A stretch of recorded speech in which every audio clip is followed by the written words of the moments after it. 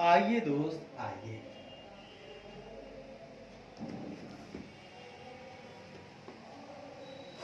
जैसा कि हम लोग पढ़ रहे थे, क्या पढ़ रहे थे यारो? हम लोग स्टेटमेंट ऑफ अफेयर्स पढ़ रहे थे। 3 नंबर तक हो चुका था। अब हमारा चौथा नंबर क्या कहता है दोस्त? आइए जरा सा देखते हैं। ठीक है, लो भैया लो। अब हम आ गए अगले पढ़ा। कहता है दोस्त चौथा नंबर कि from the total asset available the following should be deducted one by one.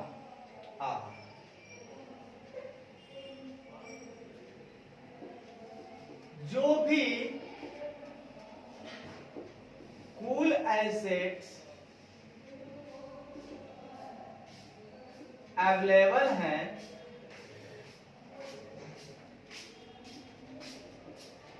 उनमें से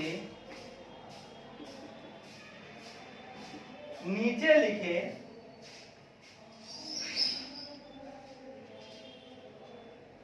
लिखे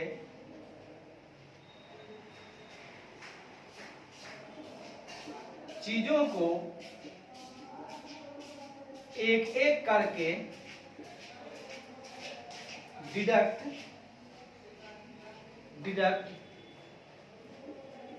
हमें डिडक्ट करना चाहिए। लो दोस्त, एक एक चीज को डिडक्ट कर दो। पहला, प्रीफरेंशियल क्रेडिटर्स,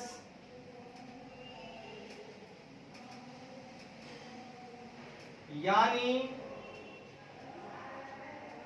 पूर्वाधिकार जिनका होता है, जिस लेनदार का पूर्वाधिकार होता है उनको पहले घटा दीजिए। दूसरा, debenture having floating charges,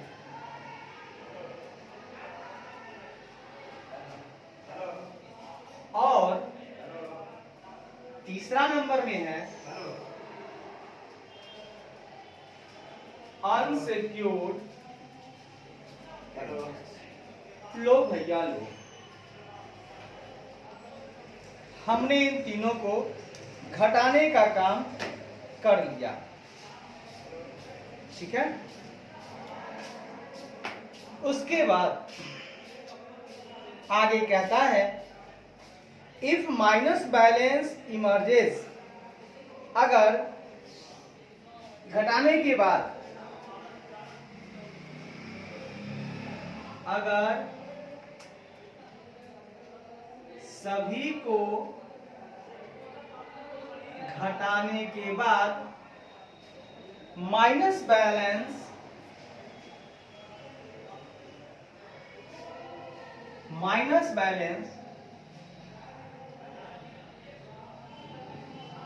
emerge होता है,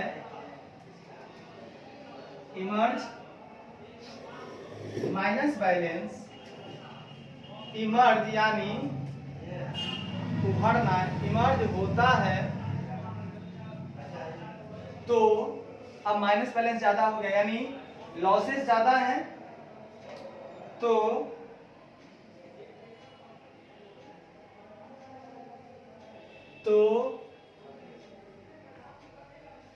क्रेडिटर्स के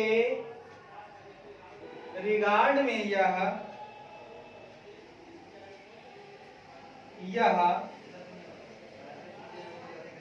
डिफिशियंसी होगा, अदरवाइज अन्यथा मैसेज कर दीजिए सरप्लस यानी अधिशेष होगा।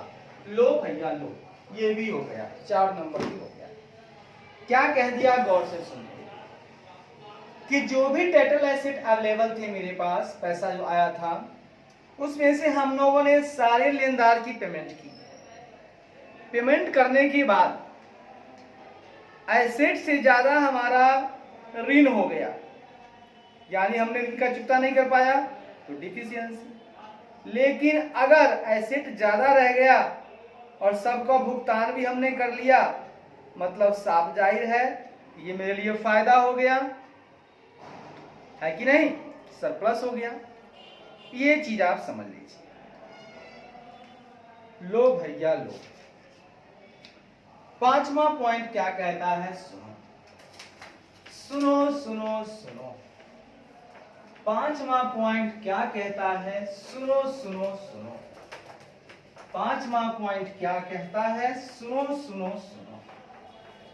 लो दोस्त, अब हम आ गए अपने पांचवें पॉइंट पर।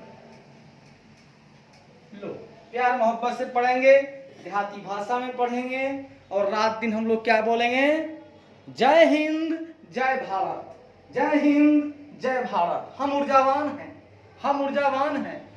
अरे हम तो अभी अभी मैट्रिक दिए हैं, अरे हम लोग बहुत जवान हैं भाई, हमें तो बहुत काम करना है। अरे हमें तो लाखों वर्ष जीना है, सब कुछ देख कर जाना है भाई, कहीं कहाँ जाना है, यहीं के हैं यहीं रह जाना है।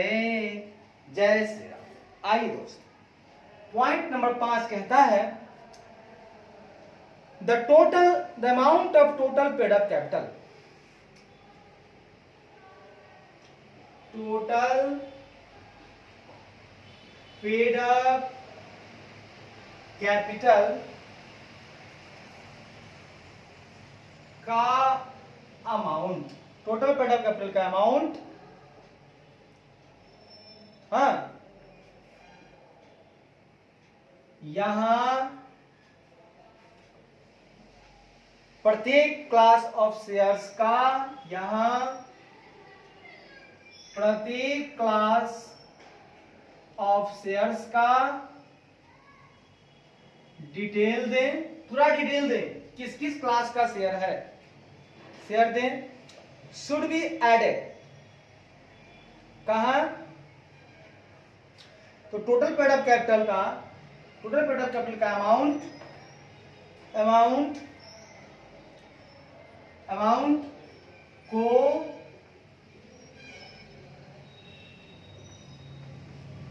ऐड करना चाहिए,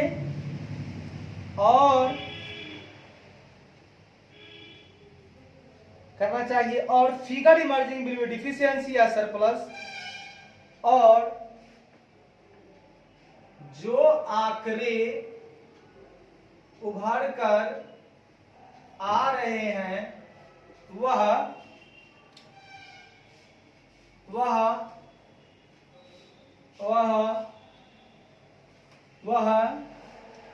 डिफिशियंसी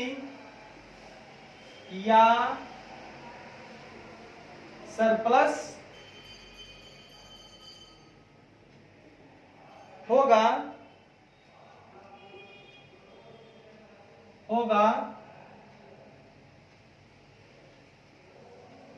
मेंबर के रिगार्ड में। ठीक है, मेंबर से संबंध जोड़ते हुए अगर हम देखते हैं, यदि टोटल पेड अप कैपिटल आपके पास है, उसको भी इसमें ऐड कर दीजिए। किसमें, जो डिफिशियंसी या सरप्लस आया है उसमें अगर पेड अप कैपिटल आप जोड़ते हो, उसके बाद अगर जो भी आता है वो डिफिशियंसी या सरप्लस, तो वो मेंबर के लिए होगा। अब उस मेंबर को सहना होगा, सरप्लस आएगा तो लेकर जाएगा, घटा होगा तो उसको दर्द सहना पड़ेगा। लो भैया लो, इसको भी हम लोगों ने आरंभ कर दिया देखना। कहता है, एक हम बात बताना चाहते हैं, एक नोट देना चाहते हैं।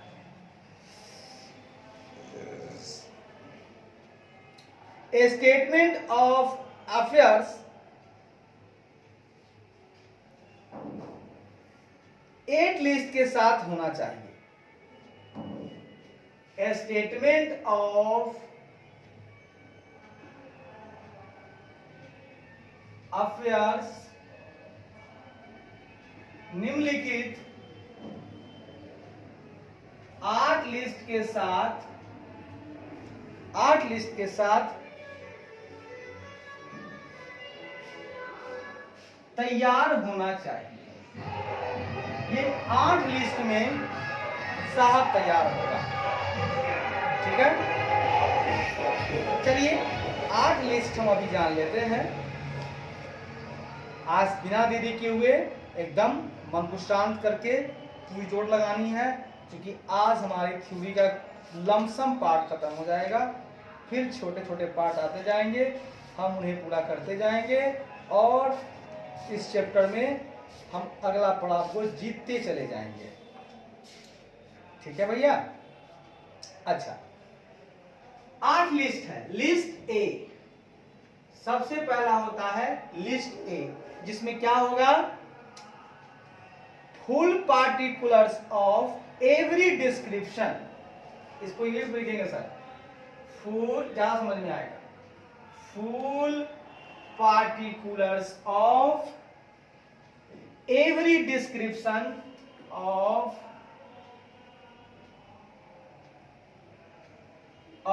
every description of property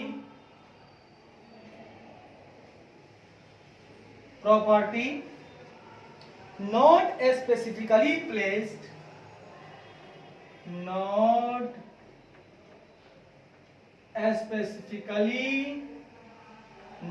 specifically placed and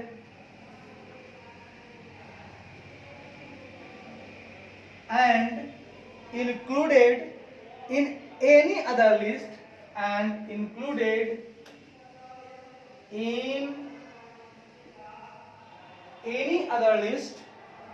are to be set forth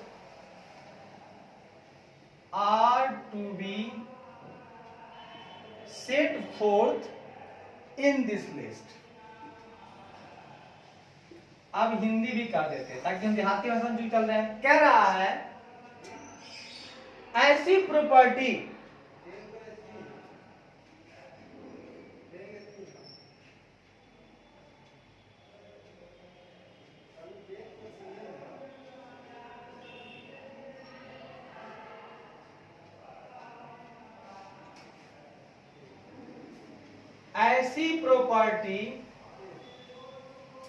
जो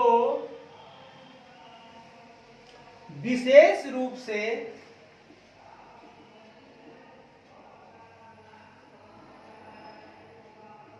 बंधक नहीं है,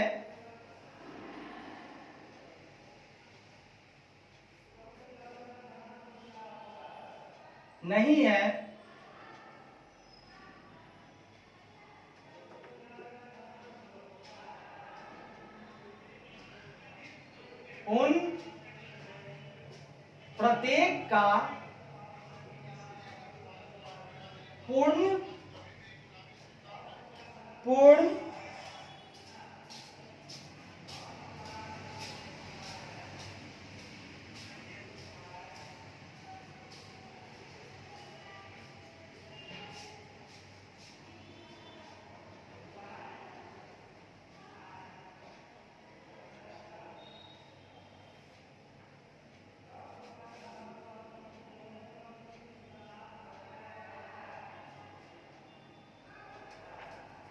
उनका प्रत्येक विवरण का फुल पार्टिकुलर्स और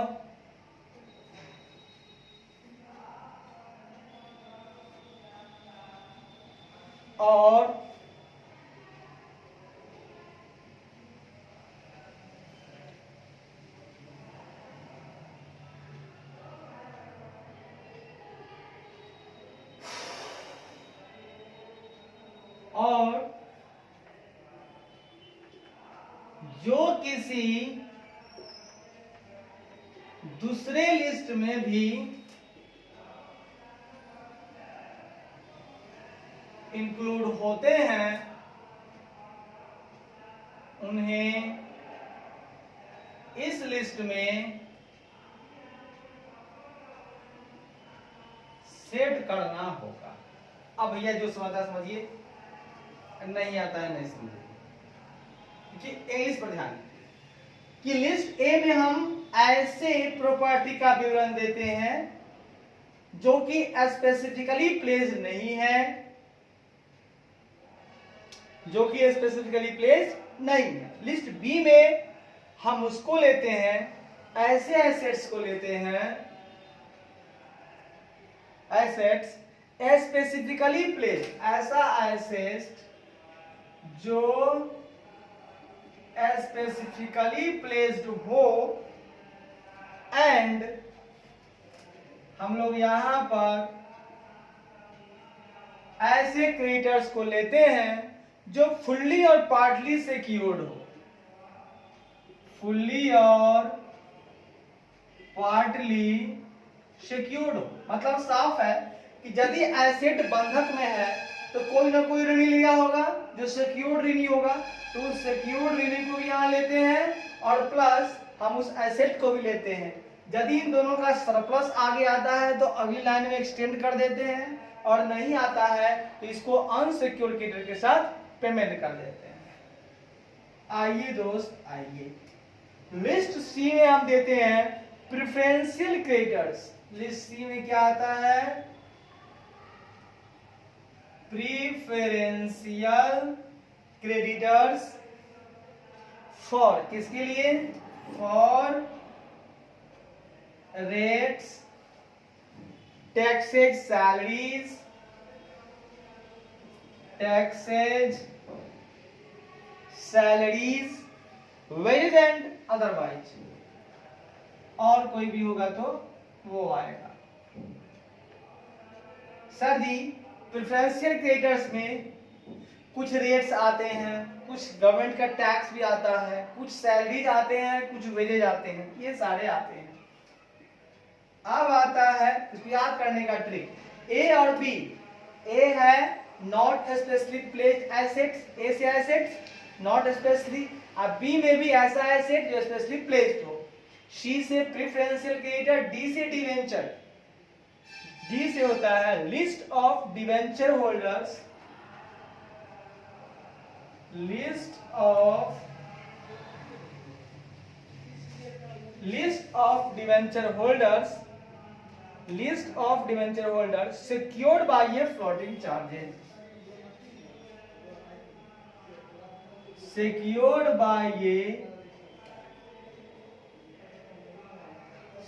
by a floating charges। ये आया लिस्ट। ई की बात करेंगे तो ई से होता है अनसिक्योर्ड क्रेडिटर, ये हम देते हैं अनसिक्योर्ड क्रेडिटर्स का पेमेंट। लिस्ट एफ में आता है preferential, list of preference share holder, list of preference share holders. फिर लिस्ट जी आ जाता है लास्ट, जो होता है list of equity share holder, list of equity share holder. और एक लिस्ट और होता है जिसका नाम होता है एच, जिसमें आता है डिफिशियंसी और सरप्लस अकाउंट, डिफिशियंसी और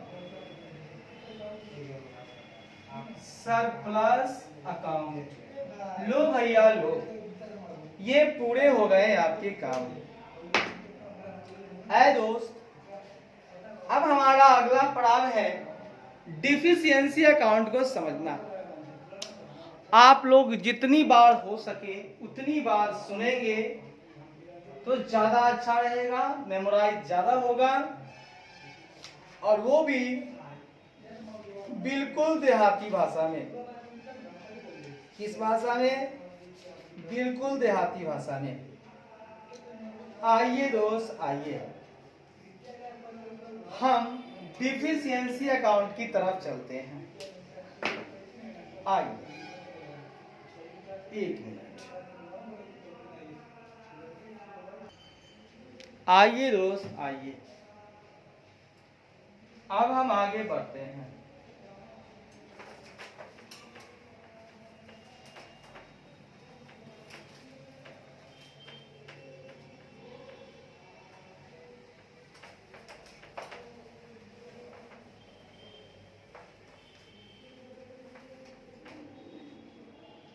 जिसका नाम है डिफिशियंसी अकाउंट।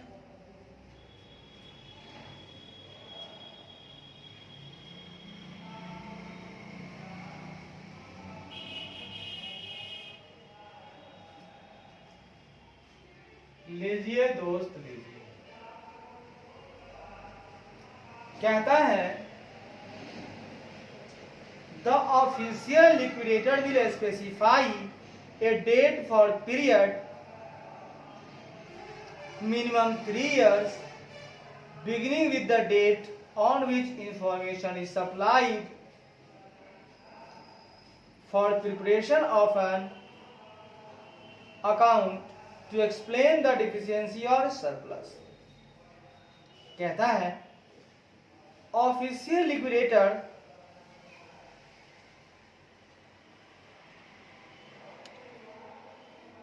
एक डेट निर्धारित करेगा, किसके लिए? For period beginning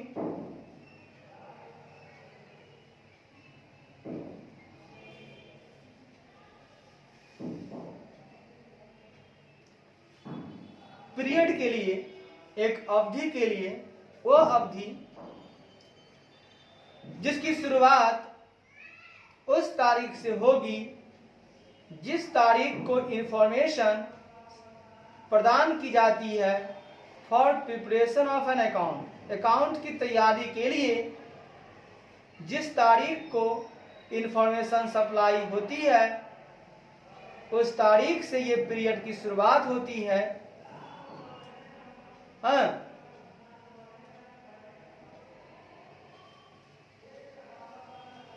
to explain the deficiency और सरप्लस। किस लिए ऐसा होता है शुरुआत पीरियड का? ताकि आप जो है डिफिशियंसी या सरप्लस को एक्सप्लेन करते करें। कहता है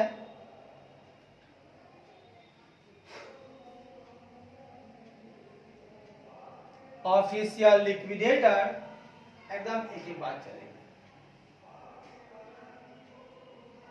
ऑफिशियल लिक्विडेटर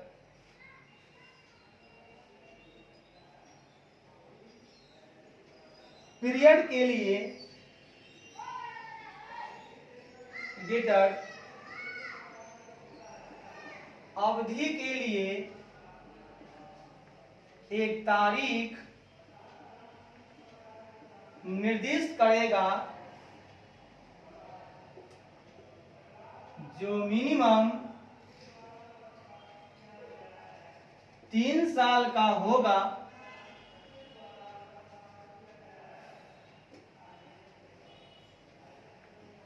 यह अवधि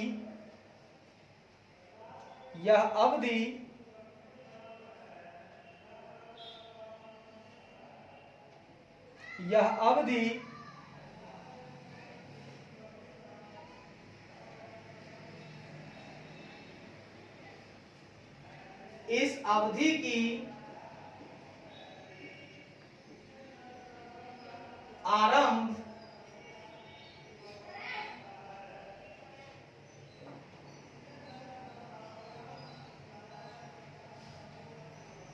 का आरंभ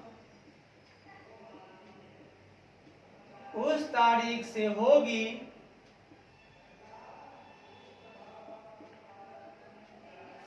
जिस तारीख पर जानकारी, जिस तारीख पर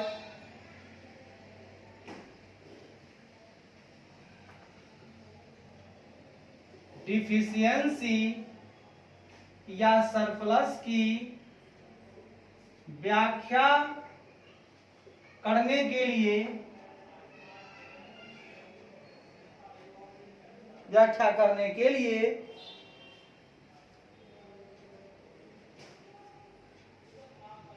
व्याख्या करने के लिए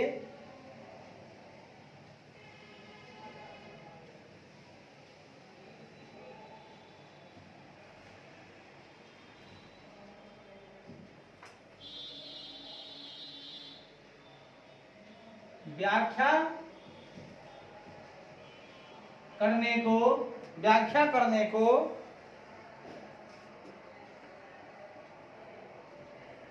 एक अकाउंट की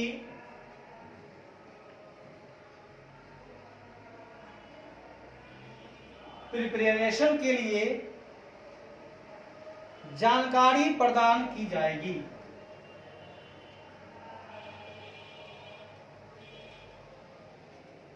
क्या कह दिया सुनिएगा।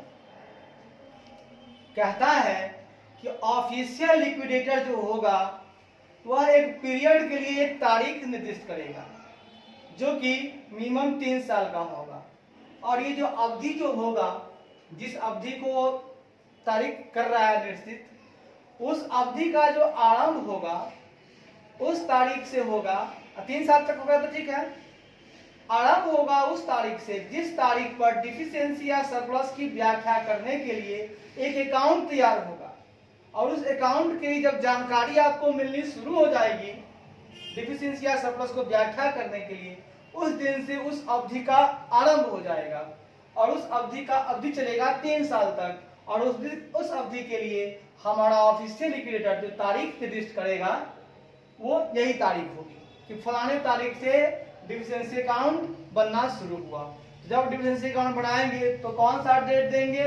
जिस डेट को हमारा अकाउंट के लिए सरप्लस या डिफिशियंसी की व्याख्या करने के लिए हमको जानकारी मिलनी शुरू हो गई है और हम अकाउंट प्रिपरेशन उस दिन से करना शुरू कर दिए, तारीख शुरू हो गई। तारीख पे तारीख, ऑन दैट डेट, उस डेट पर,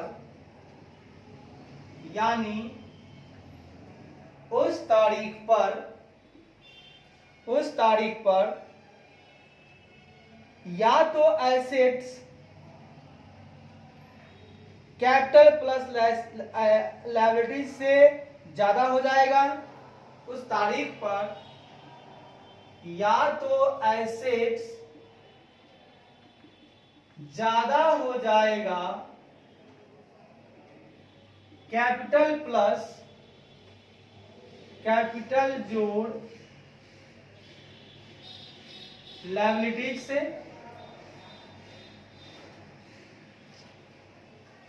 कहे कि वो आप ही का दुकान है। हाँ क्या बोली? वो बैटरी का आता है चार्जेबल, जो पंखा जो आता है चार्जेबल, लाइट कर जाए फिर भी चलता रहता है। पंखा नहीं, छोटा वाला पंखा नहीं आता है आहूजा का। हाँ नहीं, आप देखे होंगे। हाँ देखे नहीं है मेरे पास। नहीं, यहाँ ऑनलाइन पढ़ाई हम कराते हैं।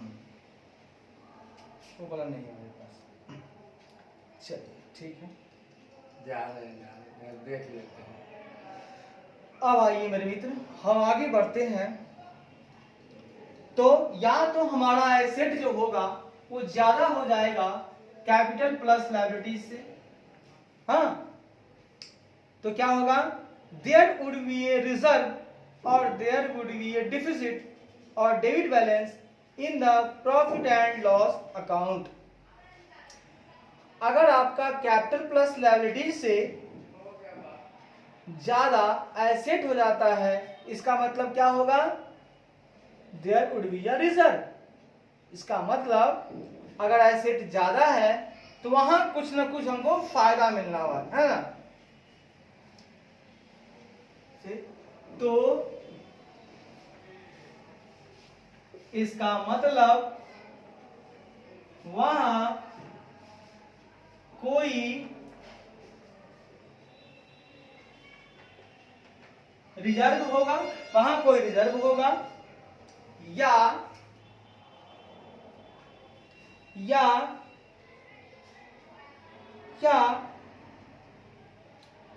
There would be a deficit, या वहां कोई डिफिसिट होगा या प्रॉफिट एंड लॉस का डेबिट बैलेंस होगा का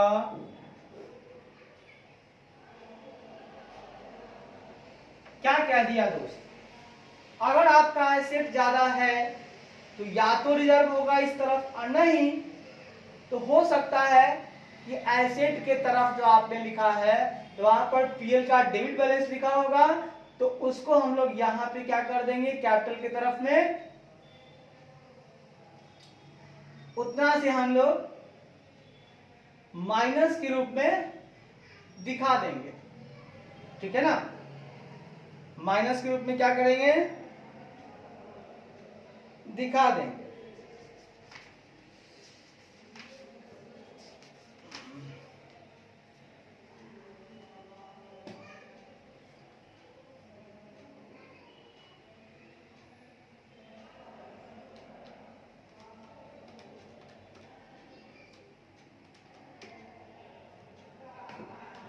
ठीक है, और अगर कैपिटल लायबिलिटी आपका ज्यादा है तो हम उस डेबिट बैलेंस को अगर यहां से घटा देंगे, माइनस में लिखेंगे तो घट जाएगा। अब मेरा एसेट और दोनों बराबर दिखेगा।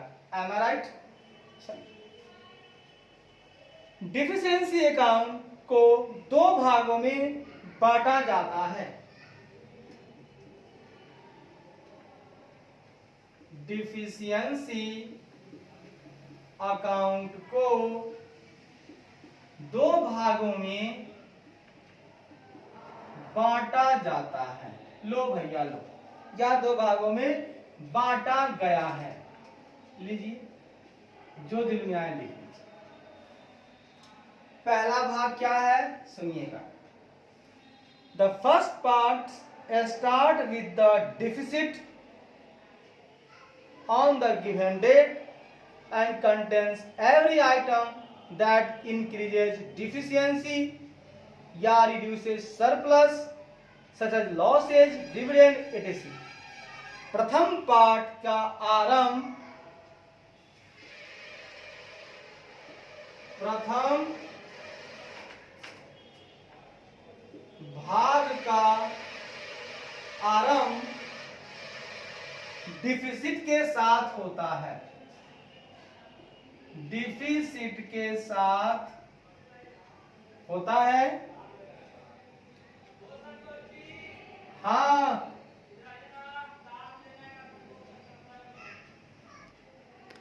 आइए दोस्त आइए। तो मैं कह रहा था प्रथम भाग का आरंभ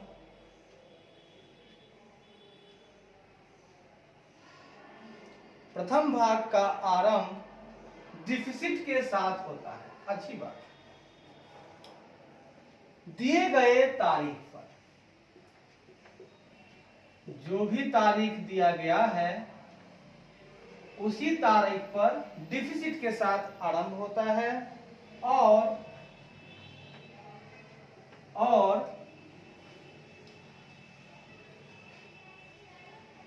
वे सभी आइटम शामिल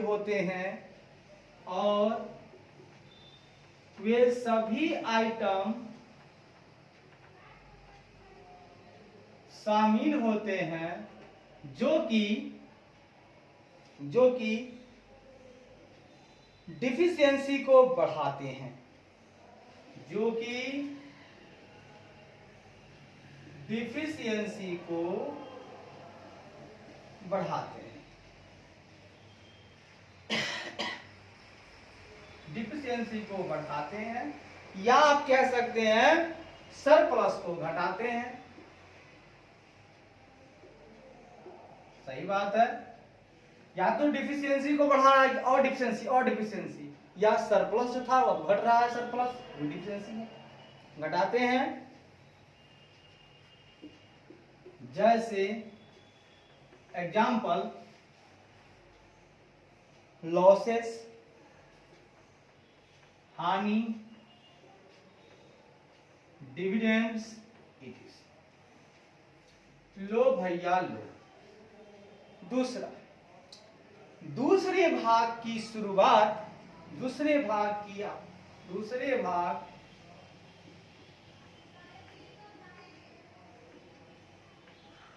शुरुआत सरप्लस के साथ होता है। शुरुआत दिए गए तारीख पर सरप्लस के साथ होता है और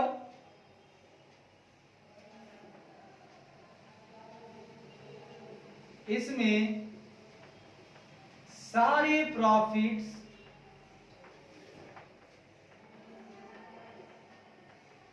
जुड़े होते हैं। वाह, आइए दोस्त आइए। अगर पहले भाग का टोटल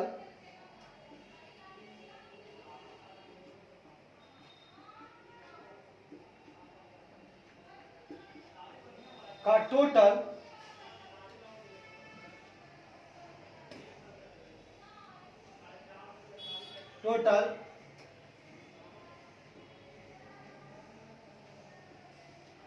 दूसरे भाग से अधिक हो जाए, पहले भाग का total exceeds that of the second, तो पहले भाग का टोटल अगर ज्यादा हो जाए दूसरे से तो यह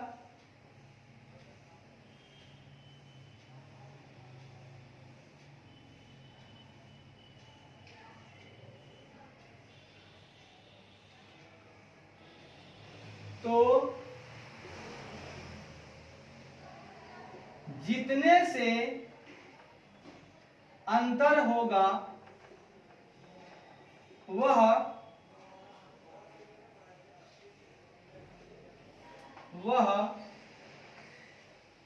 डिफिशियंसी होगा। अगर अधिक है और जितने से अधिक होगा, अंतर होगा, वो सारा डिफिशियंसी होगा। और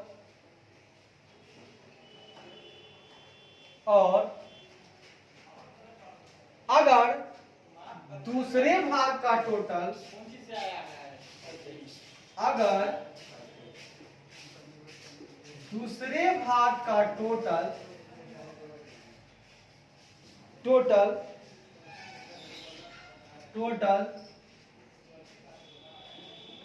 पहले भाग से ज्यादा हो जाए तो यह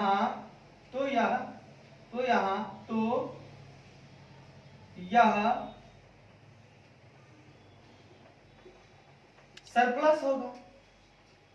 दूसरा भाग ज्यादा है तो सरप्लस होगा।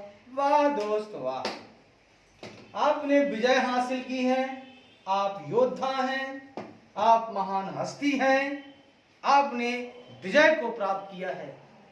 आपकी गति तीव्र है, आप रुके नहीं हैं, आप थमे नहीं हैं, आप हारे नहीं हैं, आप चल रहे हैं, आप योद्धा हैं, आप पराक्रमी हैं, आप श्रेष्ठ हैं, आप योग्यता वाले हैं, आप विद्वान हैं, आप ज्ञानी हैं, आपकी मेमोरी बहुत ही इंटेलिजेंट है, आपका आईक्यू लेवल बहुत ही बड़ा है, बहुत ही तेज है, आप हर चीज को याद कर लेते हैं, आपका मस्तिष्क बहुत तेज है, बहुत मेमोराइज करता है। अपने मस्तिष्क का धन्यवाद करें। Thanks our mind. Let's start the new topic that name is point number 10। आइए सर आइए, अब हम पॉइंट नंबर 10 की तरफ चल रहे हैं।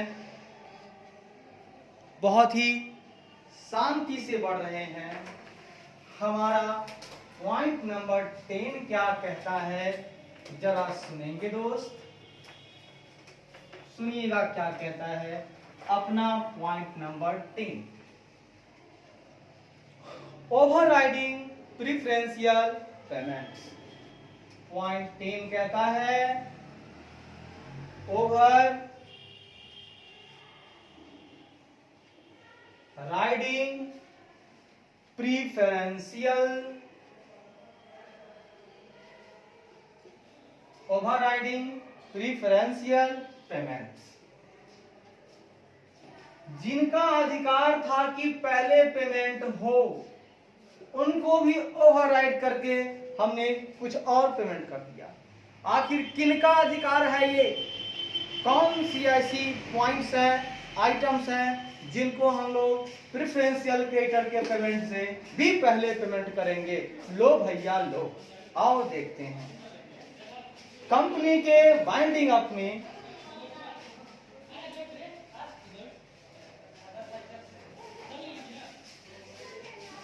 कंपनी के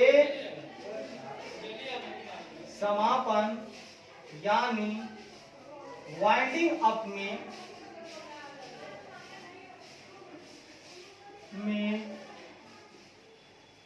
निम्नलिखित डेब्ट यानी ऋण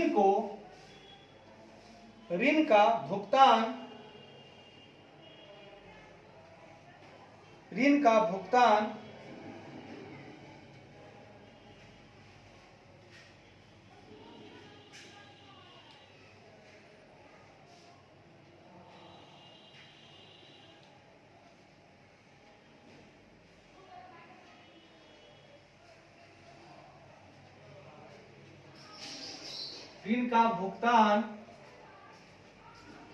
दूसरे सभी डेब्ट से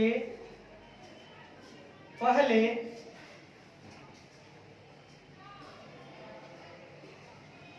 प्राथमिकता देते हुए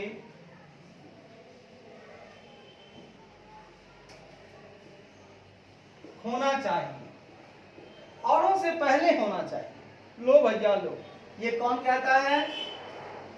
यह एज पर सेक्शन 326 के अनुसार,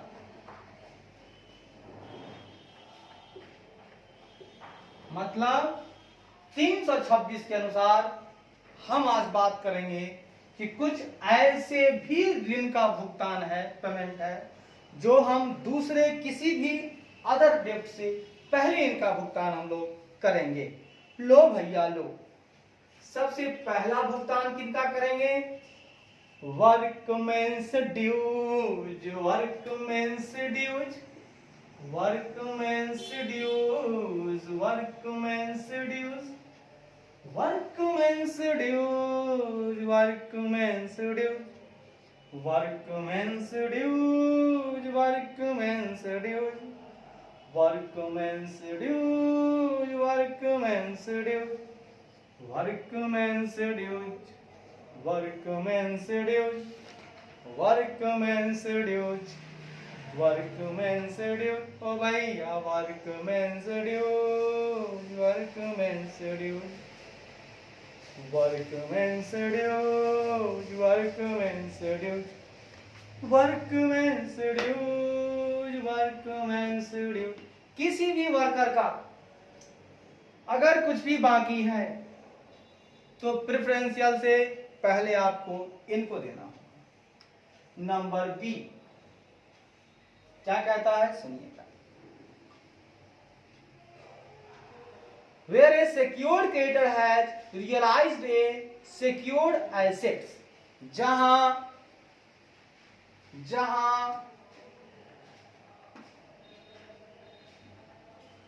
सेक्योर्ड क्रेडिटर ने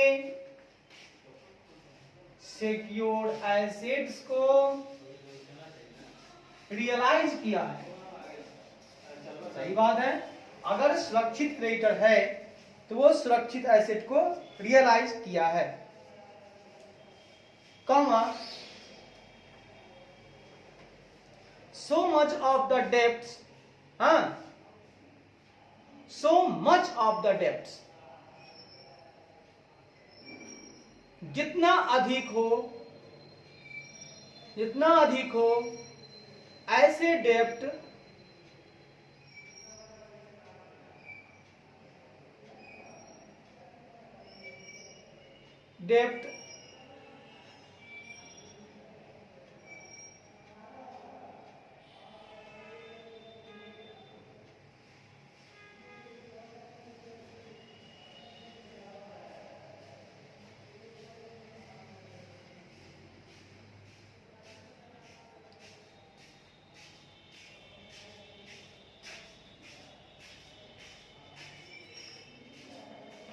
जितना अधिक डेप्थ जो कि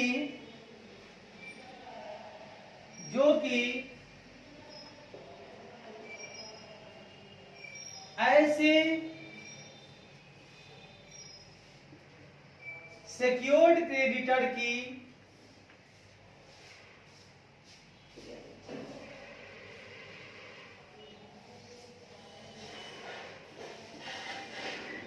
कारण है, ऐसे सिक्योर्ड क्रेडिटर के कारण है,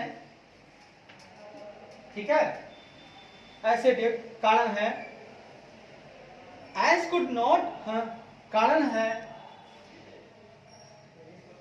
और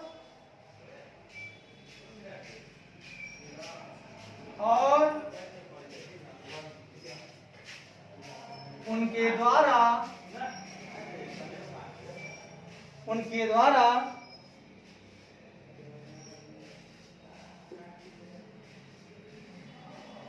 रियलाइज नहीं हो सका है।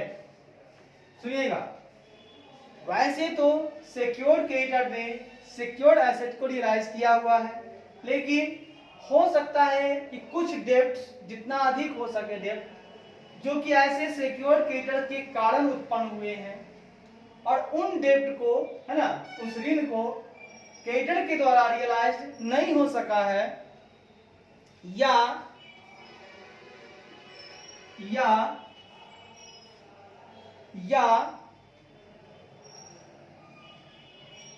the amount of the workman's portion in his security, या वर्कमैन्स के हिस्से की अमाउंट, या वर्कमैन के हिस्से की राशि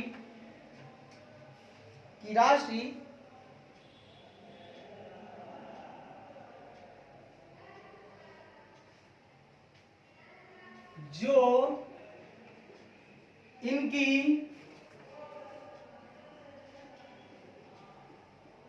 सिक्योरिटी में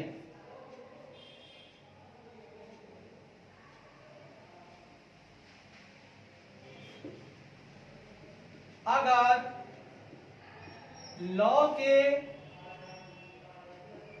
अंतर्गत पेबल हैं,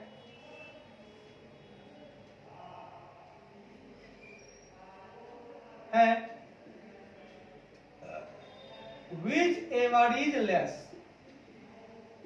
जो दोनों में कम हो उनकी भुगतान हम पहले करेंगे।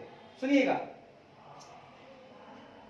याद रखिएगा, वर्कमैन के हिस्से की राशि जो इनकी सिक्योरिटी में है उनको देना है वर्कमैन का हिस्सा, और प्लस जो सिक्योर्ड क्रेडिटर हैं उनको देना है आपको। तो जो दोनों में कम होगा पहले उनको देंगे। अगर वर्कमैन का कम है तो वर्कमैन को दे देंगे, अगर सिक्योर्ड क्रेडिटर कम है तो उनको दे देंगे। तो जो दोनों में कम है उनको देंगे। कमा पारिपस्य विथ वर्कमैन्स ड्यूज, एक ही समय पर वर्कमैन्स ड्यूज के साथ ही समान रूप से, कॉमा वर्कमैन ड्यूज के साथ ही समान रूप से भुगतान करेंगे।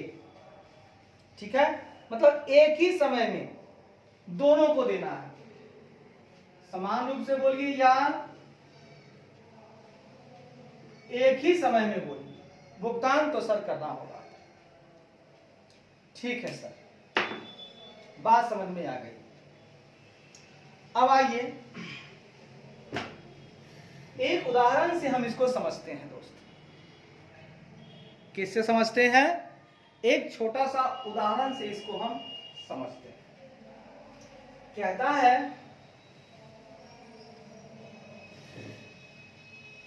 इसको ऐसा करते हैं, ऊपर से नीचे तक आते हैं तो ज्यादा सही रहेगा, जगह पर्याप्त रहेगी।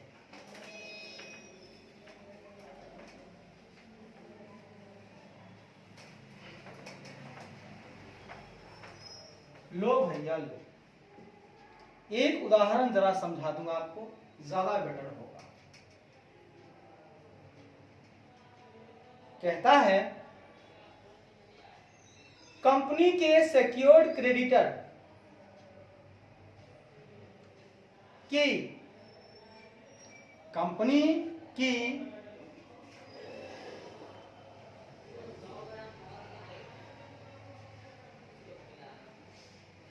सिक्योर्ड क्रेडिटर की सिक्योरिटी की वैल्यू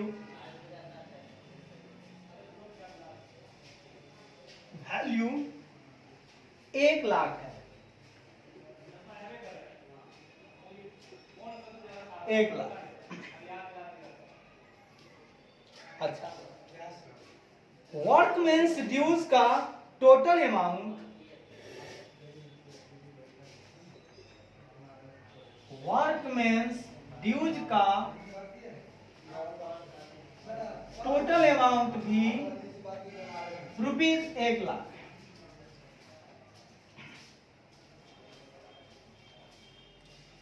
ठीक है,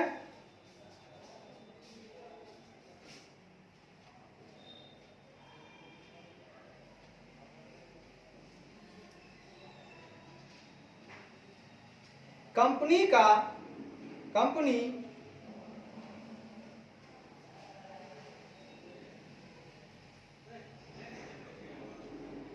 कंपनी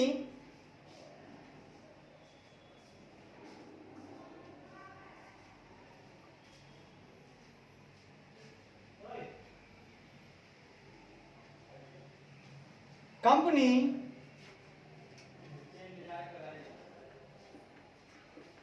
ऋणी है अपने सिक्योर्ड क्रेडिटर का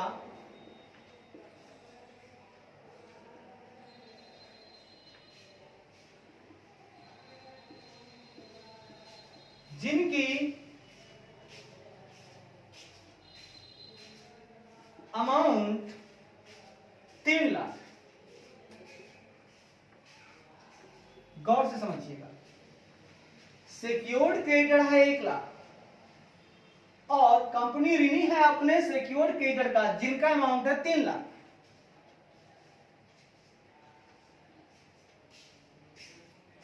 और वैसे कंपनी का सिक्योर्ड क्रेडिटर 1,00,000 है, लेकिन वो जो है ना 3,00,000 का ऋणी है। कंपनी क्या है? 3,00,000 का ऋणी। तो टोटल, तो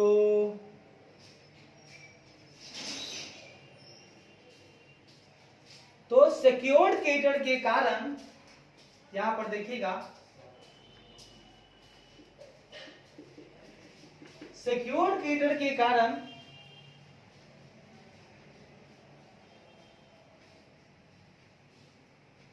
टोटल डेब्ट्स के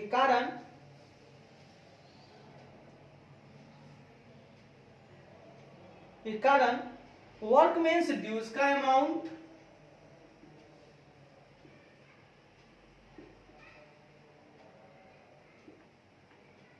और डेब्ट्स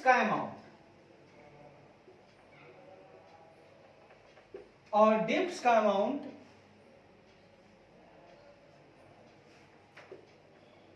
का टोटल रुपीज 4,00,000। वाह भैया वाह।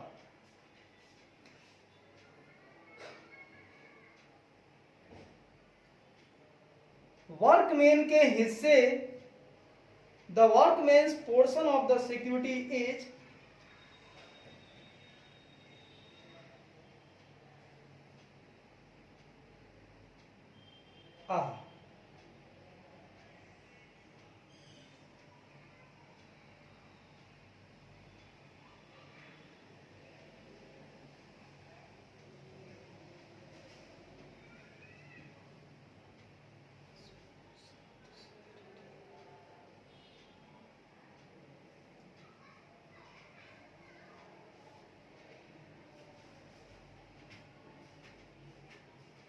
सिक्योरिटी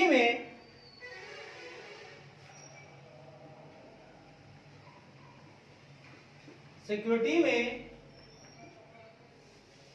वर्कमैन का पोर्शन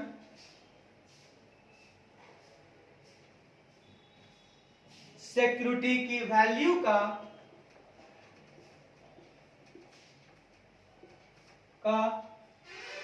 1/4 है, मतलब 1/4 है,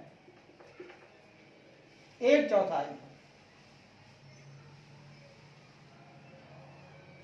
जो कि 25,000 रुपया है। अब लो भैया, ये जो एग्जाम्पल हमने दिया है इसको जरा सा आप समझ लीजिएगा कि कंपनी जो है उसका सिक्योर्ड क्रेडिटर की सिक्योरिटी की वैल्यू 1 लाख है।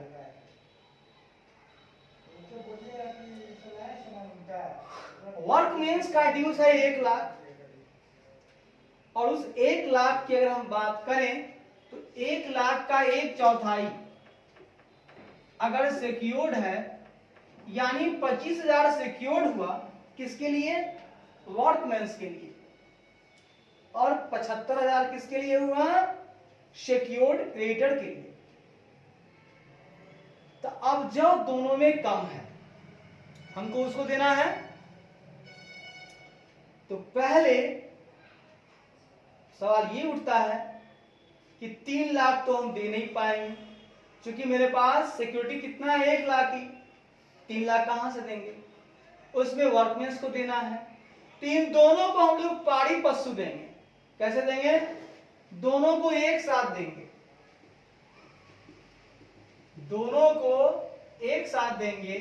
तो आपके पास कितना है? 1 लाख, और जो दोनों में कम हुआ तो 1 लाख में 1/4 हो गया, और इधर हो गया 3/4, ये हो गया 25,000। दोनों में जो कम है तो पहले 25,000 देंगे हम वर्कमेंस ड्यूज, फिर 75,000 हम दे देंगे सिक्योर्ड क्रेडिटर। रेशियो मेरा यही रहेगा, ठीक है। वैसे तो ड्यूज और डेब्ट्स टोटल आपको 4 लाख देना है। 3 लाख इसको देना है और 1 लाख उसको देना है। क्या करेंगे आप? रेशियो आपका यही रहेगा 25:75, यानी 1:3।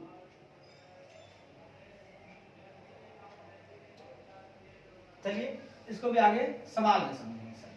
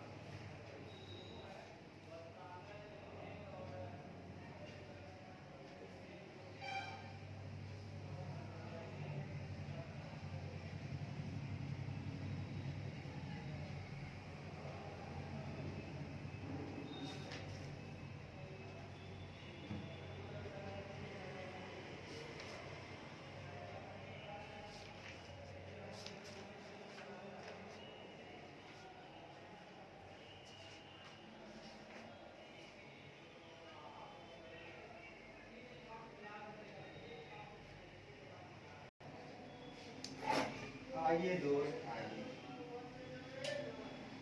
हम लोग चले अब फिर अपने लक्ष्य की ओर। वही आशा, वही विश्वास दिल में लिए आगे बढ़ रहे हैं। सफलता जो होती है उसकी कुंजी मेहनत होती है, ये तो हम जानते हैं ना सर। आई आई आई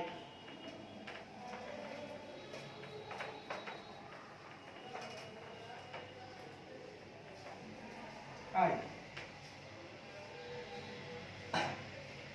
हम कुछ व्याख्या देना चाहते हैं, हम एक्सप्लेनेशन देना चाहते हैं, हम व्याख्या करना चाहते हैं इस सेक्शन के लिए। फॉर दिस पर्पस,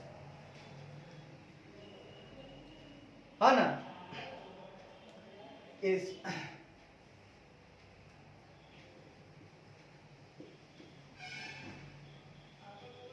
उद्देश्य के लिए जो भी सेक्शन है वह क्या कहता है, ये बातें मैं आपको बताना चाहता हूं। सबसे ऊपर हमारे पास आ गया है सर वर्क मैप।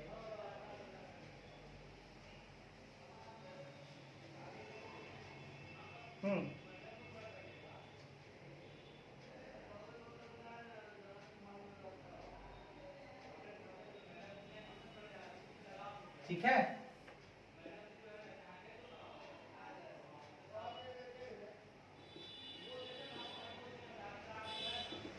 जो सेक्शन है उसका क्या पर्पस है, उसकी हम व्याख्या करना चाहते हैं।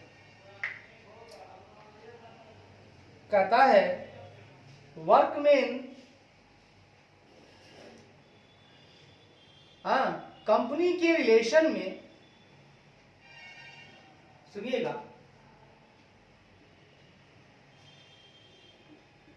कंपनी के रिलेशन में वर्कमैन का मतलब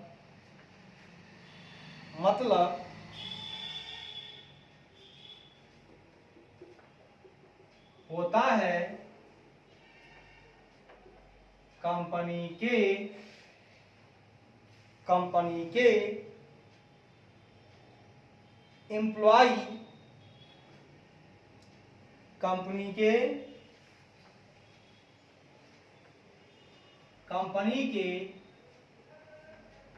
एम्प्लॉयज जो कि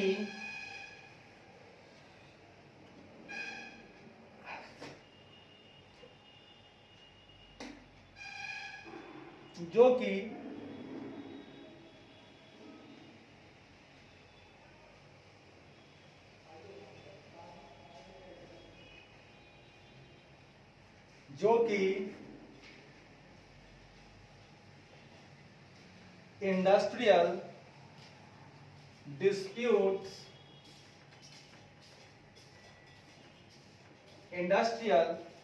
डिस्प्यूट्स एक्ट 1947 के सेक्शन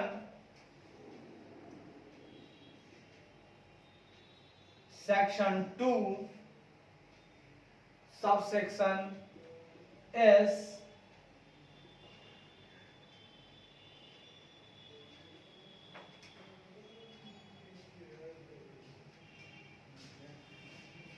के अर्थानुसार एम्प्लॉई बने हैं। ऐ दोस्त, कंपनी के रिलेशन में अगर वर्कमैन का हम अर्थ जानना चाहते हैं तो हम कहेंगे कि कंपनी के एम्प्लॉई जो कि इंडस्ट्रियल डिस्प्यूट एक्ट 1947 के सेक्शन 2 सबसेक्शन एस के अर्थानुसार एम्प्लॉय बने हैं। ठीक है। दूसरा बात हम करेंगे आपसे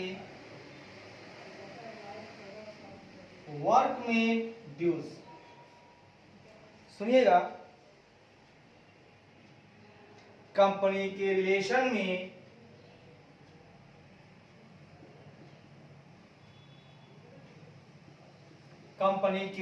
में वर्कमैन ड्यूज का मतलब होता है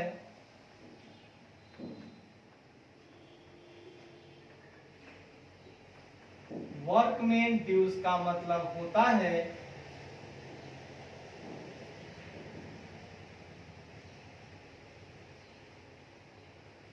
होता है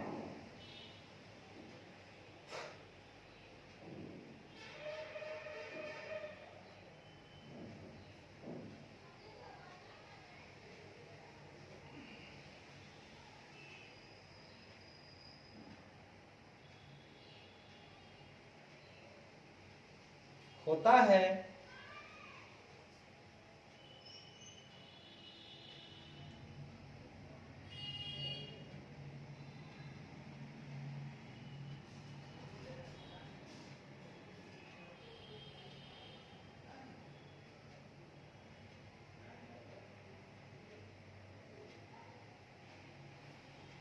होता है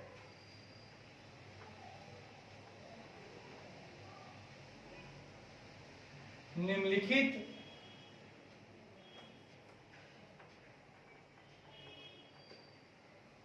निम्नलिखित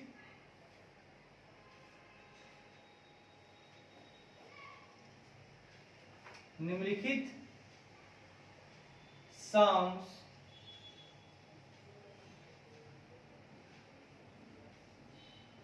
ड्यूज का सम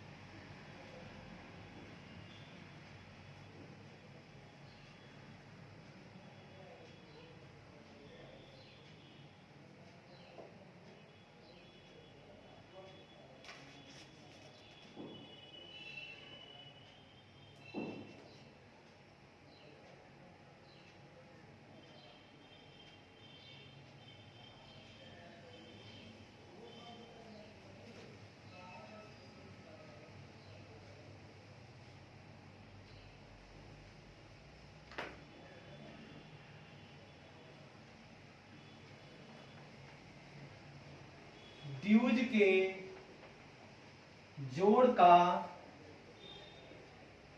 टोटल जो कि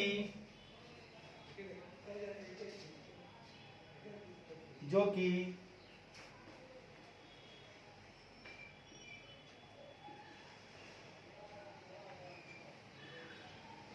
जो कि कंपनी के यहां वर्कमैन का है। मतलब कंपनी के यहां, मतलब कंपनी ने वर्कमैन के कुछ ड्यूज रखे हैं जो नीचे दिए हुए हैं, उन सभी के जोड़ का जो टोटल होगा वही वर्कमैन ड्यूज होगा कंपनी के रिलेशन में, ऐसे सभी ड्यूज नहीं। तो लो भैया लो, तो हम workman dues one by one देखते हैं। पहला, सभी वेजेज या सैलरी, सभी वेजेज या मजदूरी या वेतन, सभी मजदूरी या वेतन वेतन वेतन जिनमें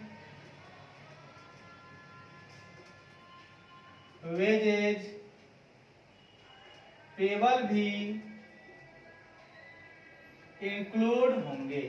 लो भैया लो, पहला नंबर हो गया।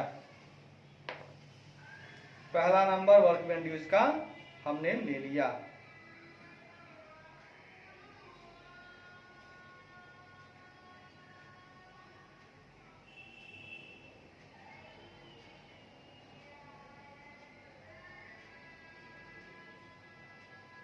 पहला हमने ले लिया। लो भैया लो,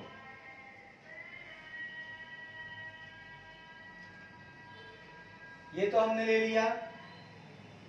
ये भी दो पार्ट में है। इनका अगर हम ए बोले तो ऐसे वेजिटेबल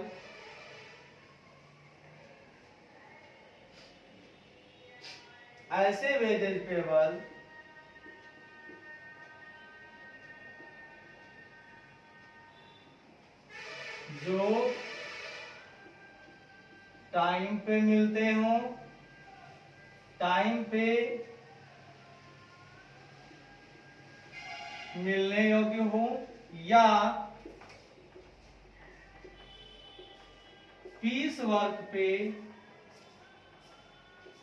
मिलने योग्य हो। लो भैया लो, इसकी भी चर्चा कर डाली हमने। सारे वेजेज या सैलरी तो लेंगे ही, साथ ही वेजेज पेबल लेंगे, लेकिन ऐसे वेजेज पेबल जो समय खत्म होने पर हो, जैसे 1 महीना 2 महीना 1 साल पे मिले, वो अलग बात है। और एक है पीस बाय पीस, भैया 10 पीस बनाएंगे इतना पैसा, 10 रुपए पीस मिलेगा, 2 रुपए पीस मिलेगा, 3 रुपए पीस आपको मिलेगा, जितना पीस बना लो उतना पैसा। बी नंबर में बताता है सैलरी अर्न होल्ली और part by way of commission. सुनिएगा, ऐसी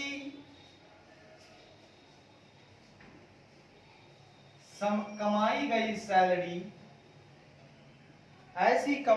सैलरी जो कि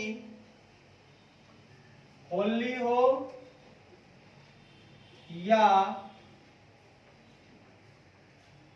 पार्टली, होली मतलब पूरी या अंशतः, होली या पार्टली कमीशन के द्वारा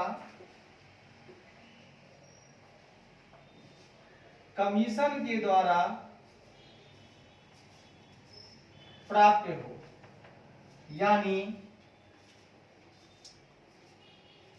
ऐसी सैलरी के द्वारा प्राप्त होती हो लिखनी।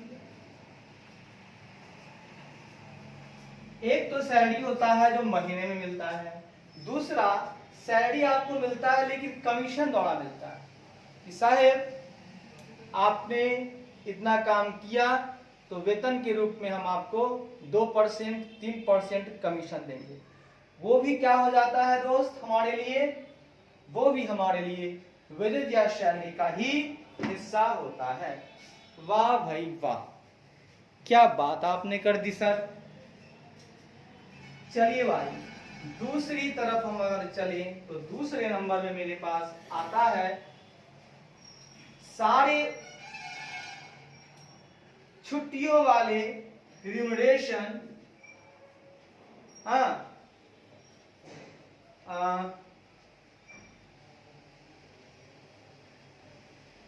सारे या सभी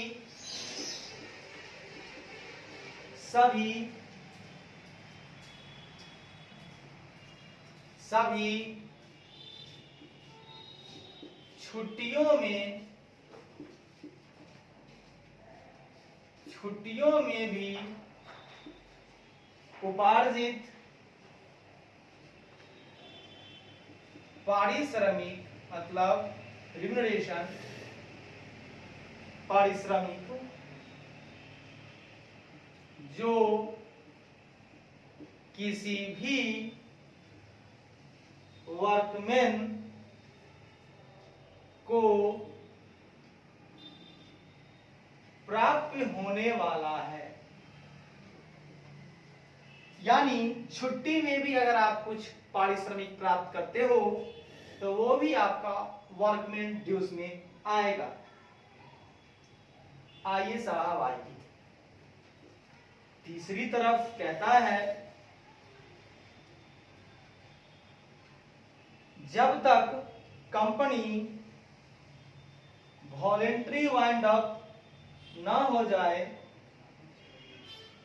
यानी कि unless the company is being wound up voluntary merely for the purpose of reconstruction or amalgamation with another company, कहता है जब तक कि कंपनी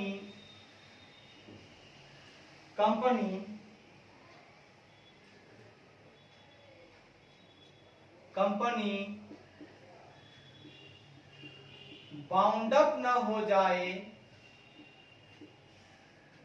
केवल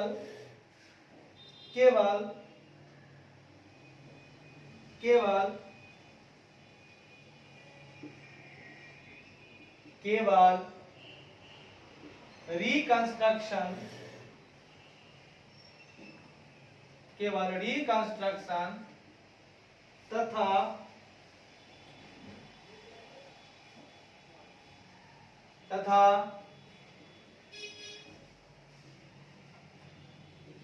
तथा दूसरी कंपनी के साथ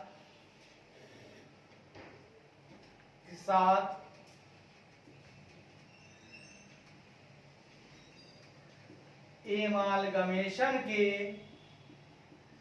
उद्देश्य के लिए या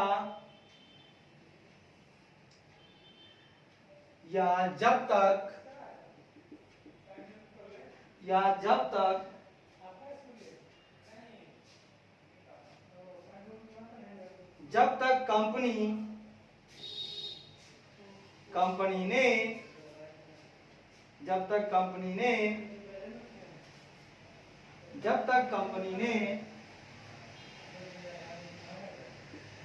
तक कंपनी ने binding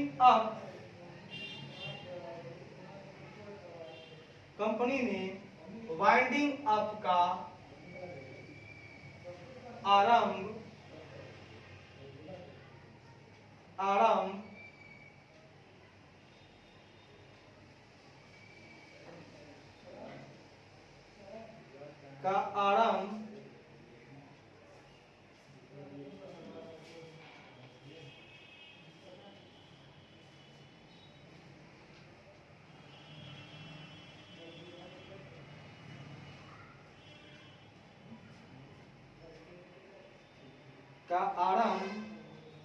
workman compensation act binding up का आरंभ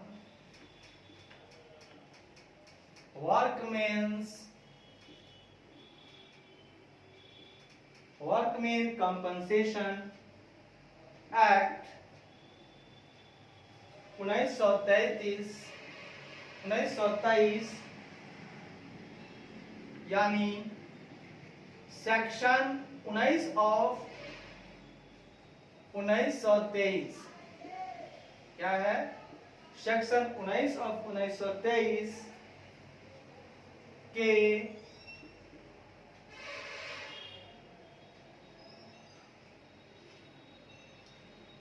सेक्शन 14 में उल्लिखित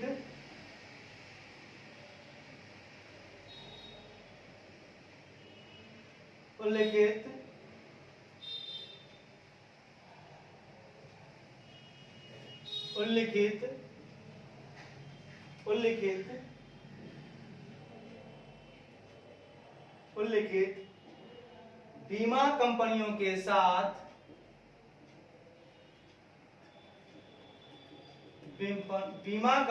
के साथ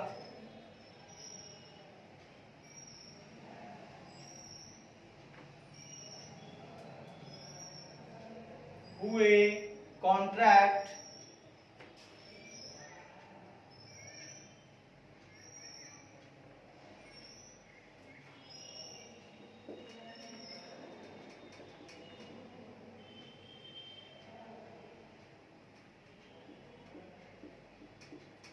कहता है जब तक कि कंपनी वाउंड अप ना हो जाए, केवल रिकंस्ट्रक्शन तथा दूसरी कंपनियों के साथ एमालगमेशन के उद्देश्य के लिए, या जब तक कंपनी वाइंडिंग अप का आरंभ वर्कमैन कंपनसेशन एक्ट 1923 के सेक्शन 14 में लिखित बीमा कंपनी के साथ हुए कॉन्ट्रैक्ट के अनुसार ना करे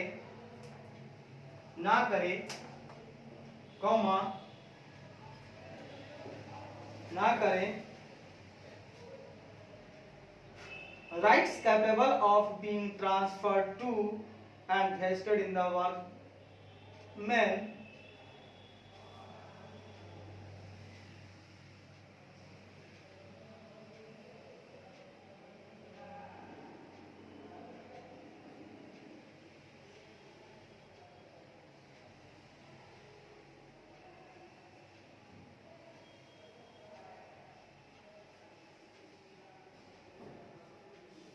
कंपनी ने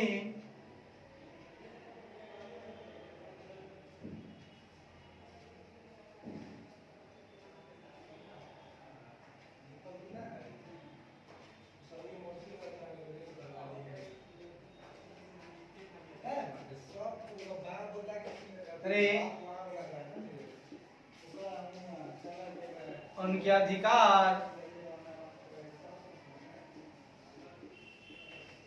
कैपेबल होने चाहिए ट्रांसफर्ड करने के लिए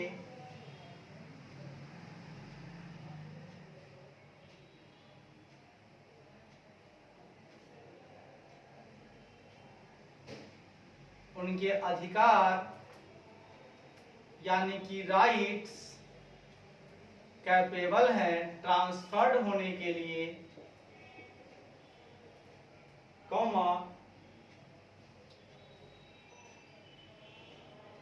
और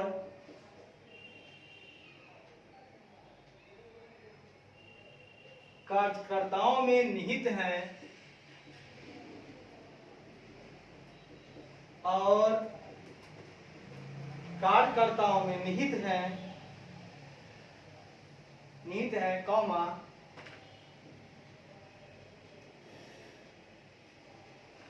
सारे कंपनसेशन इस कहिएगा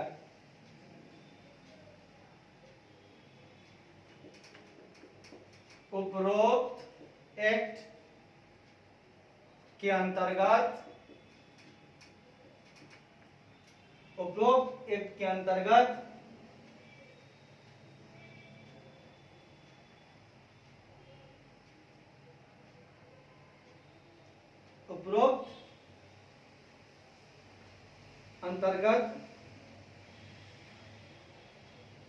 सभी ड्यू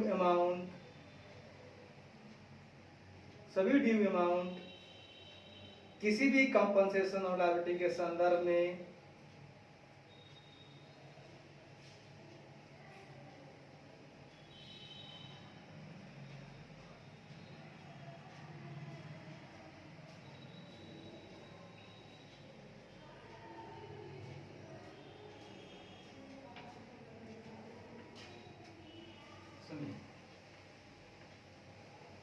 कंपनी के कोई भी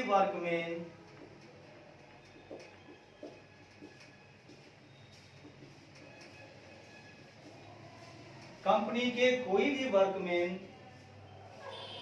के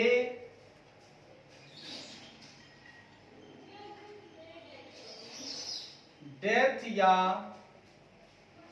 डिसएबलमेंट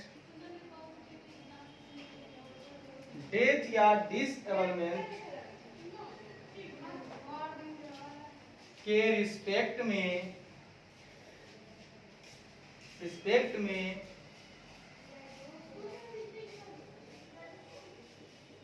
सेड एक्ट के अंतर्गत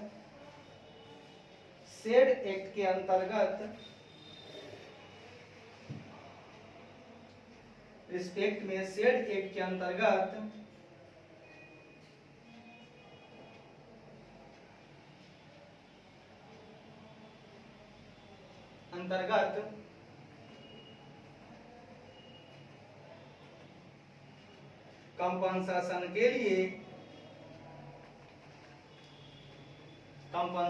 के लिए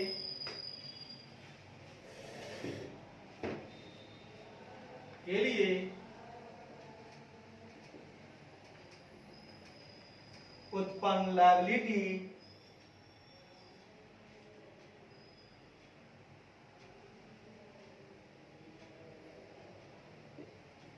या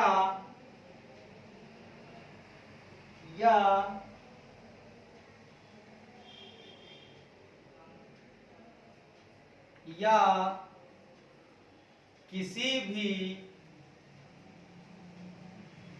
कंपनसेशन के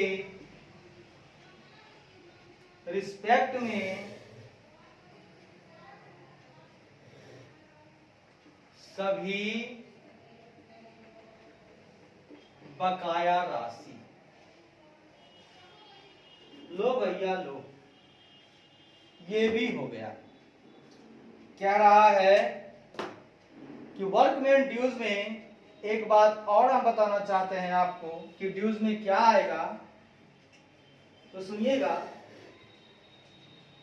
जब तक कि कंपनी वाउंड अप न हो जाए, केवल रिकंस्ट्रक्शन तथा दूसरी कंपनी के साथ अमालगमेशन के उद्देश्य के लिए, या जब तक कंपनी ने वाइंडिंग अप का आरंभ वर्कमैन कंपनसेशन एक्ट 1923 के सेक्शन 14 में उल्लिखित बीमा कंपनियों के साथ हुए कॉन्ट्रैक्ट के अनुसार ना करे, उनके अधिकार कैपेबल हैं ट्रांसफर होने के लिए। ठीक है, उनके जो राइट्स हैं वो भी इस योग्य है कि वो ट्रांसफर हो सकते हैं अगर वो ऐसा करता है तो।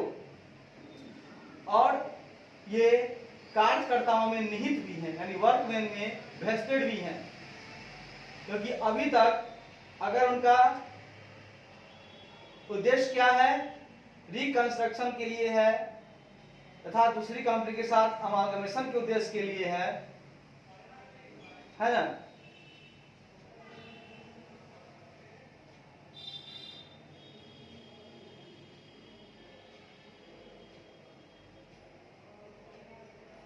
तो कंपनी के कोई भी वर्कमैन के डेथ या डिसएबलमेंट के रिस्पेक्ट में सेड एक्ट के अंतर्गत जो भी कंपनसेशन है ना, के लिए उत्पन्न जो भी लायबिलिटी है वो भी वर्कमैन ड्यू जाएगा। ठीक है, या किसी भी कंपनसेशन के रिस्पेक्ट में जो भी बकाया राशि है, यानी कंपनसेशन की जो भी राशि है वो भी आपका वर्कमैन ड्यूज में आएगा।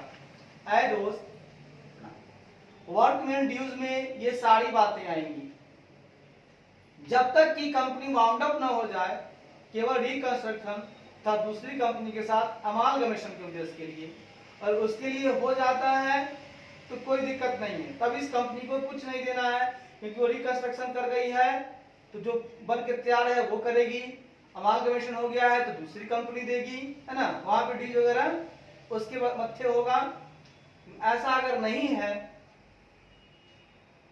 है तो उनका अधिकार कैपेबल है कि ट्रांसफर होने के लिए, है ना, उनका अधिकार है, उनका राइट्स जो है, जैसे वो कार्यकर्ताओं में निहित है ना, कार्यकर्ताओं के साथ उनको करना होगा ये सब। तो क्या है, वो कंपनी के कोई भी वर्कमैन का डेथ होता है या उनका डिसएबलमेंट हो जाता है और उसके रिस्पेक्ट में अगर इस एक्ट के अंतर्गत आपको कंपनसेशन का लायबिलिटी है, आपको देना होगा।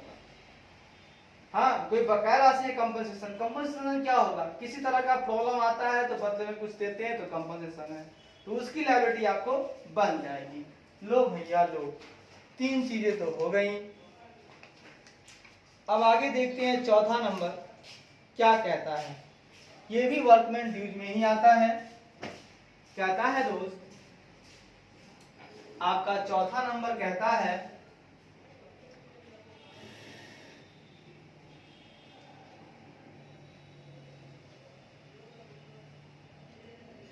कंपनी द्वारा मेंटेन किया गया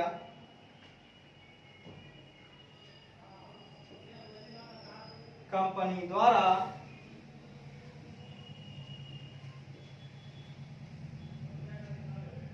मेंटेन किया गया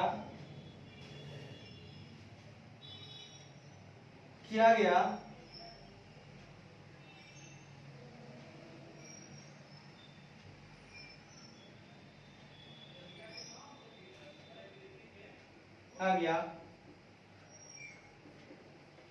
किसी भी वर्कमैन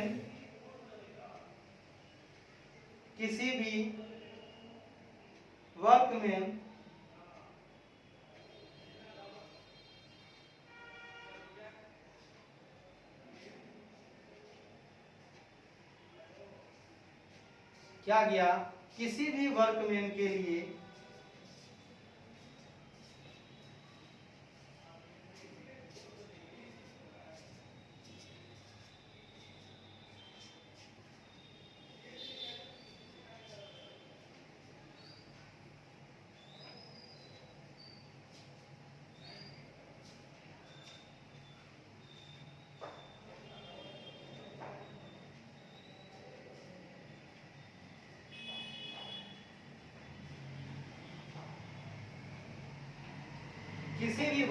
का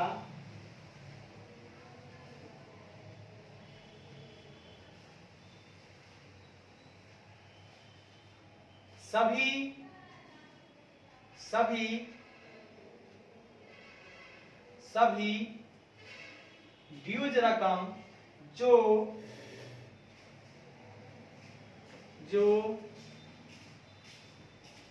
provident fund, pension fund, gratuity fund,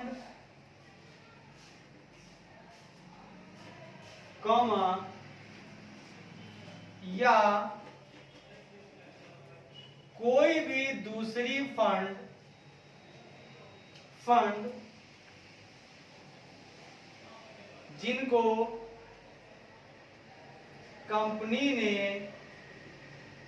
maintain किया है, ठीक है,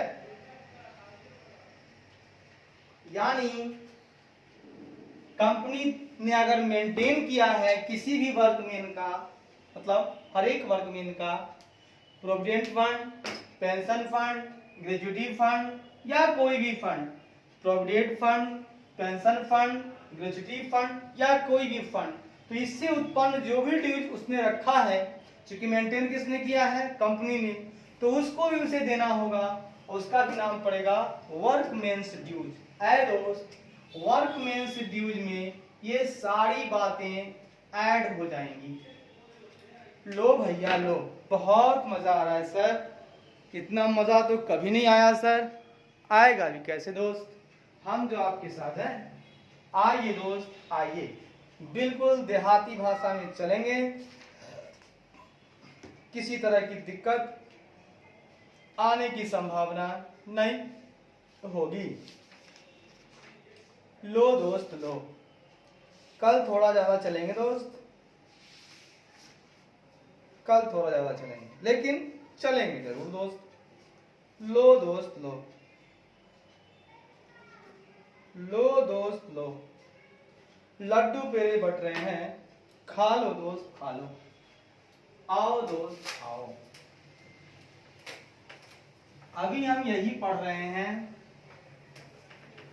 4 हो गए हैं, ये चारों वर्कमेंस ड्यूज में आते हैं।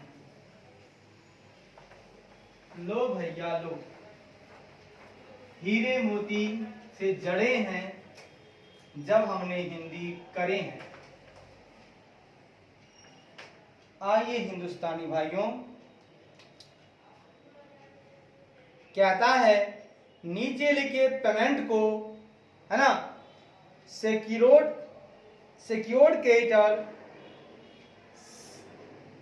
से भी प्राथमिकता देनी चाहिए। हाँ, नीचे लिखे भुगतान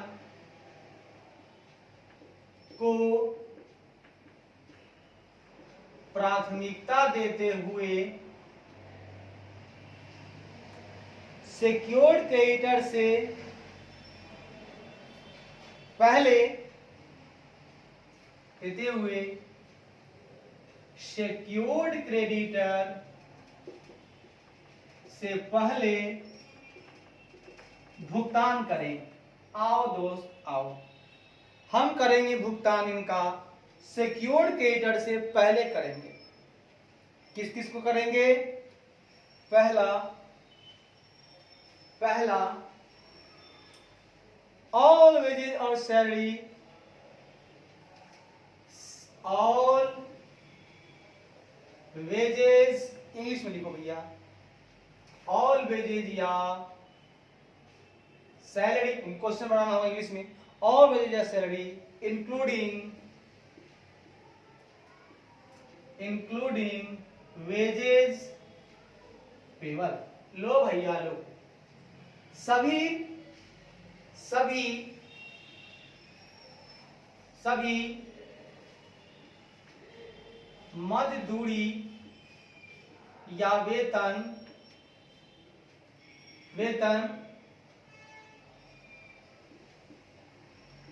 साथ में प्राप्य मजदूरी भी हम लोग ले लेंगे।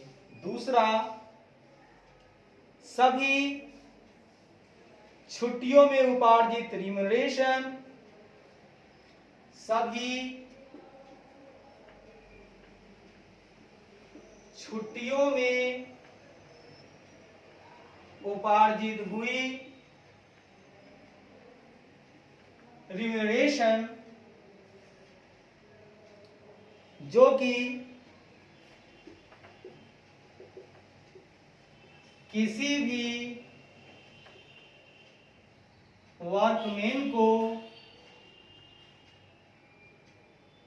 प्राप्य होने वाला है।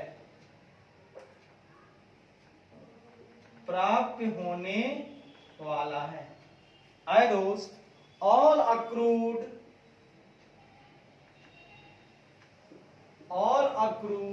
Holiday remuneration becoming payable to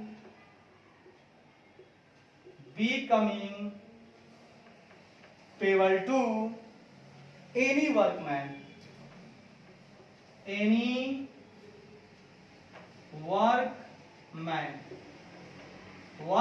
का मतलब होता है काम करने वाला।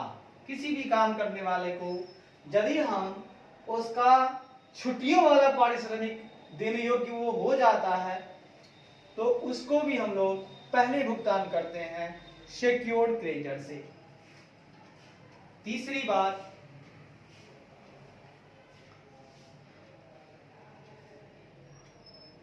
कहता है वाइंडिंग अप ऑर्डर से 2 साल पहले के पीरियड के लिए अगर उपरोक्त पेमेंट्स लिखेगा, अगर ऊपर दिए गए भुगतान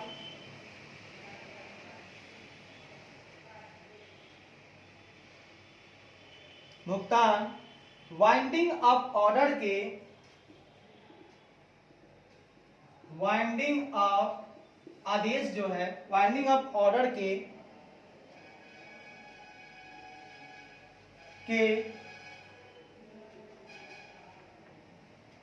प्रीसीडिंग ऑर्डर के प्रीसीडिंग मतलब पिछले 2 साल की पीरियड के लिए, पिछले 2 साल की अवधि के लिए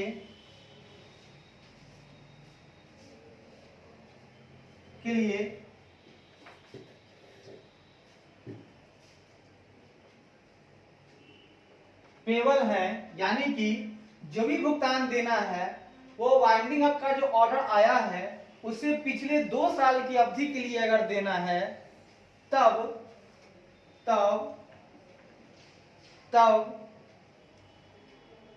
the same shall be paid in priority to all other debts। तो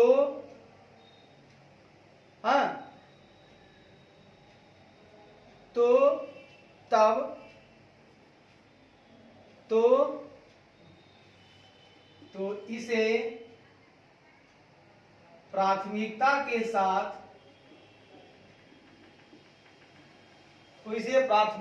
साथ और दूसरे साथ सभी दूसरे डेब्ट से पहले भुगतान करेंगे।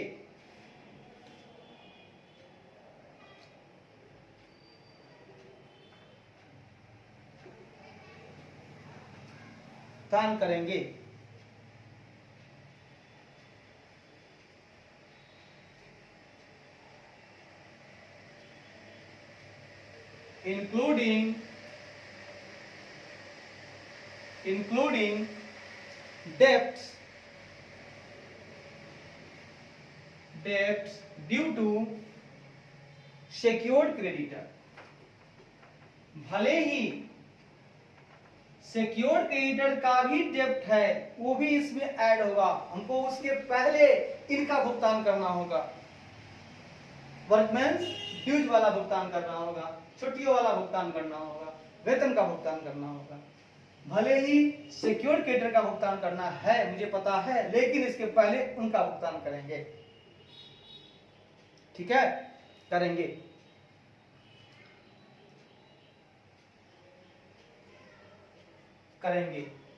साथ ही यह भुगतान एसेट की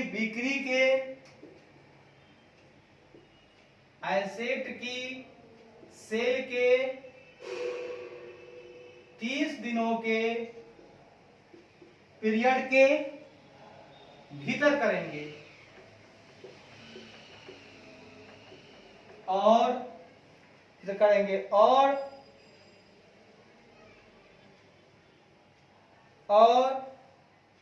and shall be subject to such charge over the security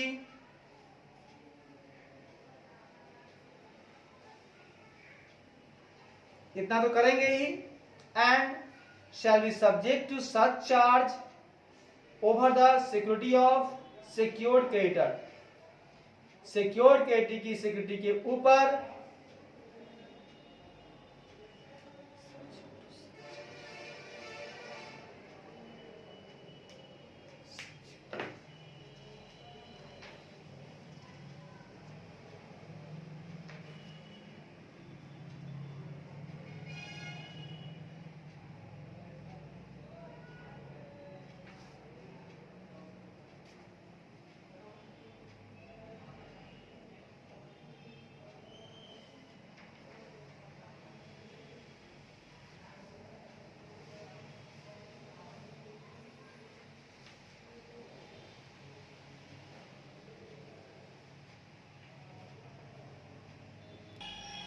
ये क्या कहता है सुनिएगा।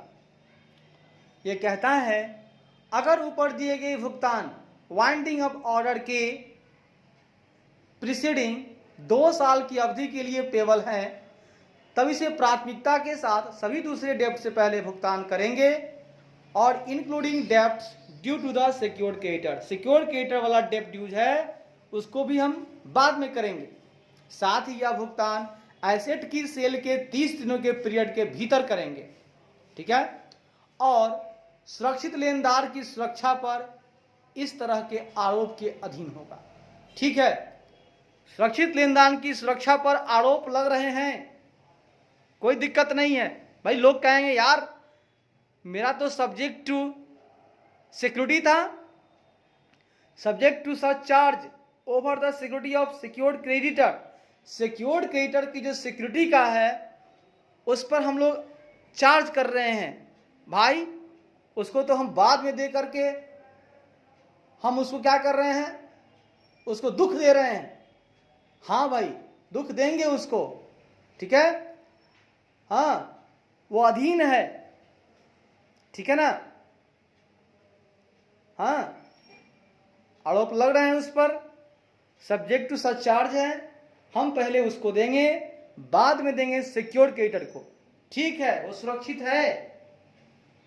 उसको देना मेरा प्रथम कर्तव्य था, लेकिन उसके पहले ये आ गया, क्या करूं मैं? जो रूल्स कहेंगे उन्हें हम फॉलो करेंगे। आओ भैया आओ, अब हमारे पास एक पॉइंट आ गया है। ए वर्कमैन था, दूसरा वर्कमैन ड्यूज था। अब तीसरी बात हम करेंगे दोस्त, वर्कमैन पोर्शन की बात करेंगे। वर्कमैन पोर्शन मतलब हिस्सा। अब देखिए, अब हिस्सा में बात करेंगे, पोर्शन किसको क्या मिलना चाहिए। तो सुनिएगा, कंपनी के कोई भी सिक्योर्ड क्रेडिटर की, कंपनी के किसी भी सिक्योर्ड क्रेडिटर के सिक्योरिटी की रिलेशन में, क्रेडिटर के सिक्योरिटी के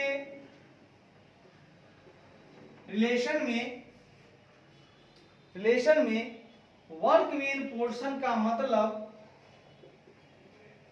वर्कमैन पोर्शन का मतलब क्या होता है, सुनिएगा।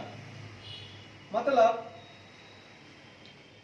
amount which bears to the value of security the same proportion as the amount of workman's dues bear to the aggregate of the amount of workman's dues and the amount of the debt due to the secured creditor।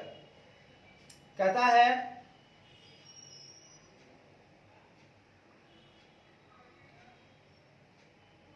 मतलब ऐसा मूल्य जिसे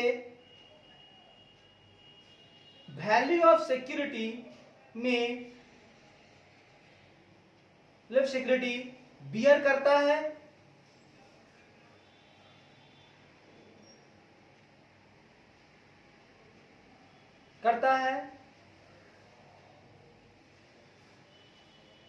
the same proportion as the amount of the workman's dues bear, वही proportion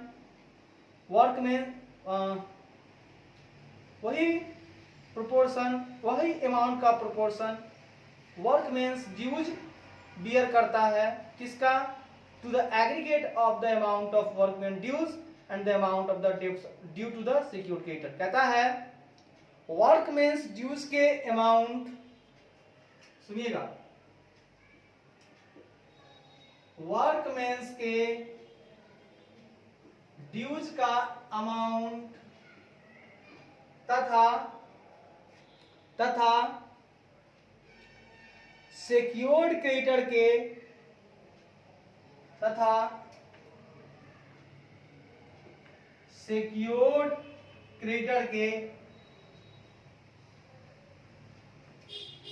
डेब्ट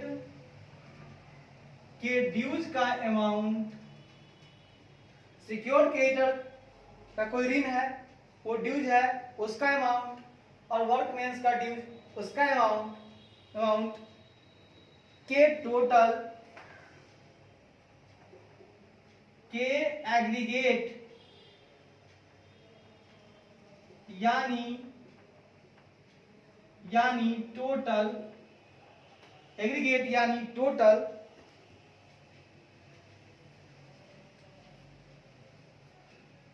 में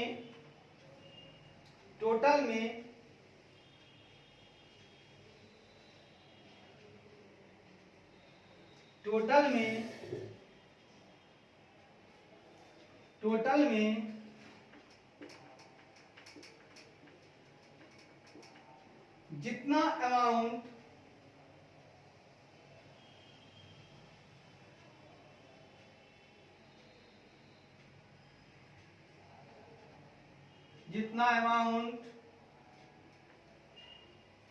value of security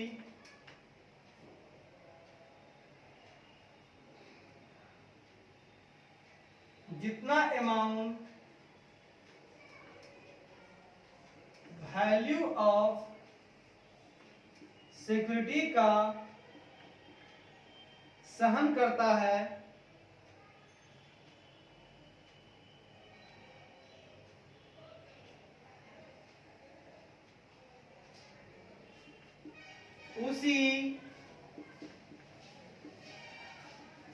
proportion यानी अनुपात में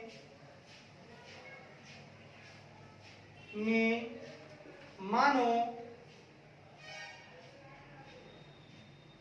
में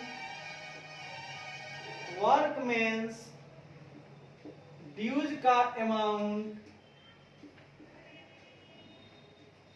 सहन करता है। सुनिएगा, ये कह रहा है कि वर्कमेंस के ड्यूज का अमाउंट तथा सिक्योर्ड क्रेडिटर के डेब्ट के ड्यूज का अमाउंट का जो एग्रीगेट है उस टोटल में जितना अमाउंट वैल्यू ऑफ सिक्योरिटी का बियर होता है, हाँ, सहन करता है, उसी सेम प्रोपोर्शन में मानो वर्कमेंस ड्यूज का अमाउंट भी सहन करता है। ठीक है, वैल्यू ऑफ सिक्योरिटी जितना होगा तो उसमें दोनों का हिस्सा होगा। ठीक है, लो दोस्त लो।